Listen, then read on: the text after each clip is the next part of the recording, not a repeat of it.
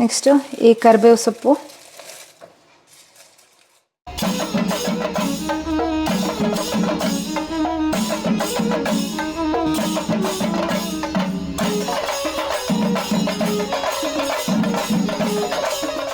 Hi hello ಎಲ್ಲರಿಗೂ ನಮಸ್ಕಾರಗಳು. ನಾನಿವತ್ತು ಒಂದು ತುಂಬ ಹೆಲ್ತ್ ಬೆನಿಫಿಟ್ಸ್ ಇರುವ ಕರಿಬೇವಿನ ಸೊಪ್ಪು ಇದೆಯಲ್ಲ, ಇದರಿಂದ ಚಟ್ನಿ ಪುಡಿ ಮಾಡೋಣ ಅಂತಿದ್ದೀನಿ. ಈ ಕರಿಬೇವು ಸೊಪ್ಪು ಹೇಗಿದ್ರು ತುಂಬ ಆಗಿದೆ ಇಲ್ಲಿ, ಅದಕ್ಕೋಸ್ಕರ ಇವತ್ತು ಈ ಸೊಪ್ಪಿನಿಂದ ಚಟ್ನಿ ಪುಡಿ ಮಾಡೋಣ ಅಂತ. ನಿಮ್ಗೆ ಆಲ್ರೆಡಿ ಎಲ್ಲರಿಗೂ ಗೊತ್ತಿದೆ, ಈ ಕರಿಬೇವು ಸೊಪ್ಪು ತಿನ್ನೋದ್ರಿಂದ ಕೂದಲಿಗೆ ಮತ್ತು ಸ್ಕಿನ್ಗೆಲ್ಲ ತುಂಬ ಒಳ್ಳೆಯದು ಅಂತ.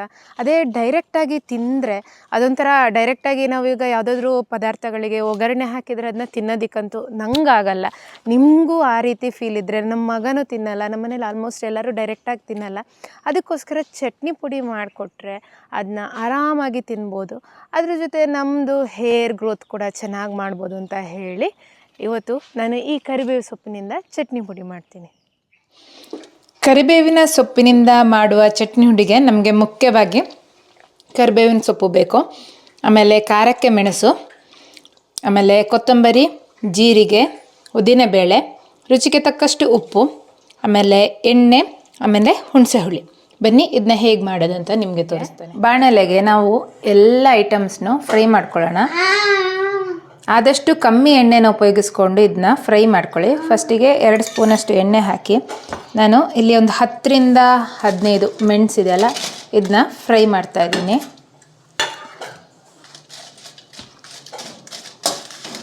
ನೋಡಿ, ಕೆಂಪು ಮೆಣಸು ಈ ರೀತಿ ಹೊಗೆ ಹೋಗ್ತಾ ಇದೆ ಮತ್ತು ಆಲ್ರೆಡಿ ಮೆಣಸಿನ ಘಾಟ್ ಬರ್ತಾ ಇದೆ, ಅಲ್ಲಿ ತನಕ ಇದನ್ನ ಫ್ರೈ ಮಾಡ್ಕೊಳ್ಳಿ. ನೆಕ್ಸ್ಟು ಇದಕ್ಕೇನೆ ಉದ್ದಿನಬೇಳೆ ಹಾಕ್ಕೊಂಡು ಅದನ್ನು ಫ್ರೈ ಮಾಡ್ಕೊಳ್ಳಿ. ಇದು ಲೈಟಾಗಿ ಬ್ರೌನ್ ಆಗೋ ತನಕ ಇದನ್ನ ಫ್ರೈ ಮಾಡ್ಕೊಳ್ಳಿ. ಇದೇ ರೀತಿ ಒಂದೊಂದಾಗಿ ಎಲ್ಲ ಐಟಮ್ಗಳನ್ನ ಫ್ರೈ ಮಾಡ್ತಾ ಬನ್ನಿ. ನೆಕ್ಸ್ಟು ಕೊತ್ತಂಬರಿ, ನೆಕ್ಸ್ಟು ಜೀರಿಗೆ, ಇದನ್ನೆಲ್ಲ ಹಾಕಿ ಇದೆಲ್ಲ ಲೈಟಾಗಿ ಮತ್ತು ಆಲ್ಮೋಸ್ಟ್ ಸ್ವಲ್ಪ ಎಣ್ಣೆ ಹಾಕಿ ಫ್ರೈ ಮಾಡ್ಕೋಬೇಕು. ಇದನ್ನ ರೀತಿಯಾಗಿ ಹೊಗೆ ಬರ್ತಾ ಇದೆ ಮತ್ತು ಆಲ್ರೆಡಿ ಪರಿಮಳ ಬೇರೆ ನಿಮ್ಗೆ ಬರ್ತಾ ಇದೆ. ಉದ್ದಿನಬೇಳೆ ಎಲ್ಲ ಕಂಪ್ಲೀಟಾಗಿ ಫ್ರೈ ಆದಾಗ ಇದನ್ನ ಸ್ಟಾಪ್ ಮಾಡ್ಕೊಳ್ಳಿ. ಇದನ್ನ ಒಂದು ಪಾತ್ರೆಗೆ ತಣಿಯೋದಕ್ಕೆ ಹಾಕಿ, ಈ ರೀತಿಯಾಗಿ ತಣಿಯೋದಕ್ಕೆ ಒಂದು ಪಾತ್ರೆಗೆ ಹಾಕಿ ಇಡಿ. ನೆಕ್ಸ್ಟು ನಾವು ಈ ಕರಿಬೇವು ಸೊಪ್ಪನ್ನ ಫ್ರೈ ಮಾಡ್ಕೊಳ್ಳೋಣ. ಇವಾಗ ಕರಿಬೇವು ಸೊಪ್ಪಲ್ಲಿ ನಮ್ಗೆ ತುಂಬ ಐರನ್ ಆಗಲಿ ಕೂದಲಿಗೆಲ್ಲ ತುಂಬ ಒಳ್ಳೆಯದು ಅಂತ ಹೇಳ್ತಾರೆ.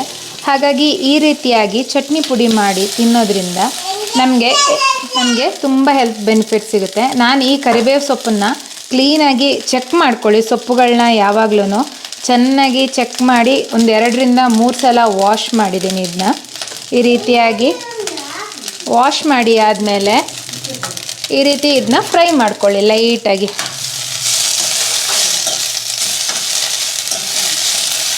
ಸ್ವಲ್ಪ ಆದಷ್ಟು ಎಣ್ಣೆನ ಅವಾಯ್ಡ್ ಮಾಡಿ. ನಿಮಗೆ ಫ್ರೈ ಮಾಡೋದಕ್ಕೆ ಎಷ್ಟು ಎಣ್ಣೆ ಬೇಕೋ ಅಷ್ಟು ಎಣ್ಣೆನ ಹಾಕಿಬಿಟ್ಟು ಫ್ರೈ ಮಾಡ್ಕೊಳ್ಳಿ. ನೋಡಿ, ಸೊಪ್ಪನ್ನ ನೀವು ಎಲ್ಲಿ ತನಕ ಫ್ರೈ ಮಾಡ್ಕೋಬೇಕು ಅಂದರೆ ಫ್ರೈ ಆಗಿ ನೋಡಿ ಈ ರೀತಿ ಮಾಡಿದಾಗ ಪೀಸ್ ಆಗಬೇಕು, ಅಷ್ಟು ತನಕ ಫ್ರೈ ಮಾಡ್ಕೊಳ್ಳಿ. ನಾನು ಸ್ವಲ್ಪ ಹೊತ್ತು ಹೈ ಫ್ಲೇಮಲ್ಲಿ ಇಟ್ಕೊಂಡು ಲೋ ಫ್ಲೇಮಲ್ಲಿ ಇಟ್ಕೊಂಡು ಕಂಪ್ಲೀಟಾಗಿ ಇದನ್ನ ಫ್ರೈ ಮಾಡಿದ್ದೀನಿ. ಈ ರೀತಿ ಮಾಡಿದಾಗ ಗರ ಗರ ಅಂತ ಆಗಬೇಕು, ಅಲ್ಲಿ ತನಕ ಇದನ್ನ ಫ್ರೈ ಮಾಡ್ಕೊಂಡಿದ್ದೀನಿ. ಇದು ಕಂಪ್ಲೀಟಾಗಿ ಈಗ ತಣ್ಣದಿದೆ. ಈ ಚಟ್ನಿ ಪುಡಿ ಅಂತೂ ತುಂಬ ಸುಲಭ ಮಾಡೋದಕ್ಕೆ. ಸೊ ಇವಾಗ ಇದನ್ನೆಲ್ಲನೂ ಫೈನಾಗಿ ಗ್ರೈಂಡ್ ಮಾಡಿಕೊಂಡ್ರೆ ನಮ್ಮ ಚಟ್ನಿ ಪುಡಿ ರೆಡಿ ಆಗುತ್ತೆ.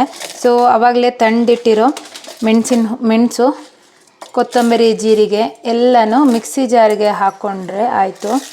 ಇದನ್ನು ನೀವು ಅನ್ನ ಮತ್ತು ಗಂಜಿ ಜೊತೆ ಆರಾಮಾಗಿ ಮನೆಯಲ್ಲಿ ಯಾವುದಾದ್ರೂ ನೀವು ಸಾಂಬಾರು ಪದಾರ್ಥ ಏನು ಮಾಡದೇ ಇದ್ದಾಗ ಸೈಡ್ಸ್ ಆಗಿ ಉಪಯೋಗಿಸ್ಬೋದು. ರೋಸ್ಟ್ ಮಾಡಿರೋ ಕರಿಬೇವು ಸೊಪ್ಪನ್ನ ಹಾಕಿ ಮಿಕ್ಸಿ ಜಾರಿಗೆ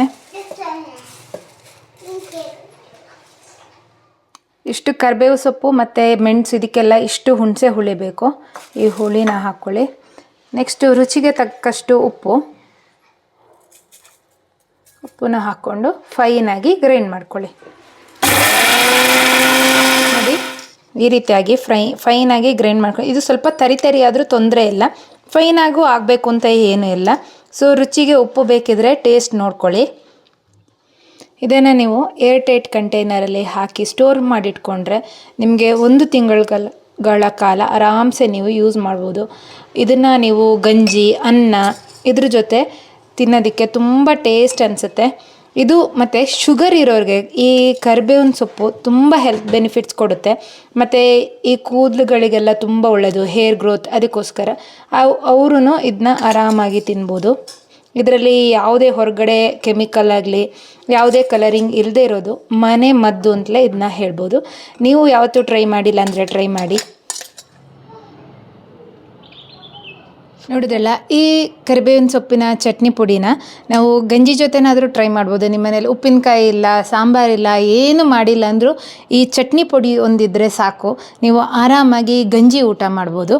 ಇಲ್ಲ ಅನ್ನದ ಜೊತೆಗೂ ನೀವು ಮೊಸರು ಜೊತೆ ಮಿಕ್ಸ್ ಮಾಡಿನೂ ಟ್ರೈ ಮಾಡ್ಬೋದು. ತುಂಬ ಚೆನ್ನಾಗಿ ಅನಿಸುತ್ತೆ ಈ ಟೇಸ್ಟ್ ಅಂತೂ. ಇವಾಗ ಟೇಸ್ಟ್ ಮಾಡೋಣ ಹೇಗಾಗಿದೆ ಅಂತ. ಸಾಲ್ಟ್ ಬೇಕು ಅಂದರೆ ಎಲ್ಲಾದರೂ ಇದಕ್ಕೆ ಹಾಕಿರೋ ಸಾಲ್ಟ್ ಕಮ್ಮಿ ಆಯಿತು ಅಂದರೆ ಅನ್ನಕ್ಕೆ ಹಾಕ್ಕೊಳ್ಳಿ, ಆವಾಗ ಅಡ್ಜಸ್ಟ್ ಆಗುತ್ತೆ ಸಾಲ್ಟ್. ಸೂಪರಾಗಿದೆ. ಉಪ್ಪಿನಕಾಯಿ ಬದಲಾಗಿ ನಿಮಗೆ ಇದು ಬೆಸ್ಟ್ ಆಪ್ಷನ್ ಅಂತಲೇ ಹೇಳ್ಬೋದು. ಯಾಕಂದರೆ ಆಲ್ರೆಡಿ ನಿಮ್ಗೆ ಗೊತ್ತಿರೋಂಗೆ ಕರಿಬೇವು ಸೊಪ್ಪಲ್ಲಿ ತುಂಬ ಹೆಲ್ತ್ ಬೆನಿಫಿಟ್ಸ್ ಇದೆ. ಸೊ ನೀವು ಯಾವತ್ತೂ ಇದನ್ನ ಟ್ರೈ ಮಾಡಿಲ್ಲ ಅಂದರೆ ಟ್ರೈ ಮಾಡಿ. ನೀವು ಇನ್ನೂ ನಮ್ಮ ಚಾನಲ್ನ ಸಬ್ಸ್ಕ್ರೈಬ್ ಆಗಿಲ್ಲ ಅಂದರೆ ಸಬ್ಸ್ಕ್ರೈಬ್ ಆಗಿ, ಲೈಕ್, ಕಮೆಂಟ್ ಹಾಗೂ ನಮ್ಮ ಚಾನಲ್ನ ಬೇರೆಯವ್ರಿಗೆ ಶೇರ್ ಮಾಡಿ ನಮಗೆ ಸಪೋರ್ಟ್ ಮಾಡಿ. ನಿಮ್ಮ ಕಮೆಂಟ್, ಲೈಕ್ ಮತ್ತು ನೀವು ಮಾಡೋ ಸಬ್ಸ್ಕ್ರೈಬ್ ನಮಗೆ ಇನ್ನಷ್ಟು ಈ ಥರದ ವೀಡಿಯೋಗಳನ್ನು ಅಪ್ಲೋಡ್ ಮಾಡೋದಕ್ಕೆ ಪ್ರೋತ್ಸಾಹ ನೀಡುತ್ತೆ. ಮುಂದಿನ ವಿಡಿಯೋದಲ್ಲಿ ಮತ್ತೆ ಸಿಗ್ತೀನಿ. ಅಲ್ಲಿ ತನಕ ಬಾಯ್.